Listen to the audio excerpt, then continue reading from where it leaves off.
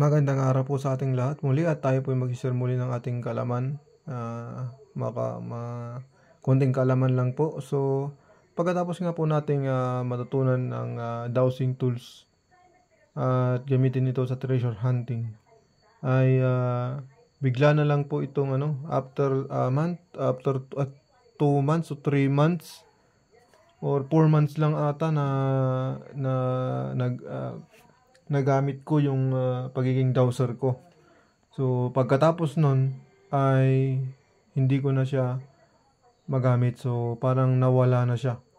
So, yun yung problema mo lang. Problema ko lang kung isa kang gumagamit ng dowsing tools. So, biglang nawala po yun. So, hindi ko alam kung anong nangyari. Siguro anong nangyari sa katawan or sa energy.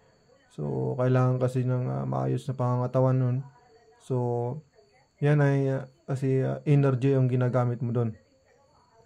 At yun ang problema ko at nawala nga yun at hindi na ako makagamit ng dowsing tools. So, yun po yung aking experience. At so, ang nangyari, siyempre nag-ship po ako ng nag-ship po tayo ng electronics po. So, magamit pa rin tayo ng LRAD or mga dowsing tools din na style, pero meron siyang electronics na. So, katulad na po yung ginagamit ko po ngayon ay yung AUX manual electronic detector. So, yan po ay kuha na po yan. So, may electronics na po yan. Hindi na po pure na dowsing tools lang. So, meron na po siyang electronics. So, kaya ngayon, yun ang ginagamit ko. So, may mga electronics na kasi hindi ko na magamit yung kakayahan ko bilang isang dowser kasi nawala. So, hindi ko rin po ma-explain yun. So, basta hindi na ako makakadetect, hindi ko na kayang makadetect. Kahit itong mga to, hindi ko na to ma-detect, hindi ko na ma-detect. Pati yung mga gold, hindi ko na ma-detect. Okay, so maliban na lang kung yung mga decoy, minsan nadetect ko yung mga decoy na yung may powder kasi may gamit na tayong electronics. So, pero pag pure na dowsing, manual talaga na walang electronics, hindi po natin madetect yun.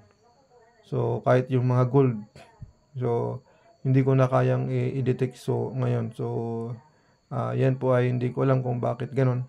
Pero basta base sa experience ko ay nawala po ito. So, kaya hindi na po ako nag-dowsing tools na walang electronics. So, kailangan meron pong electronics na kasama.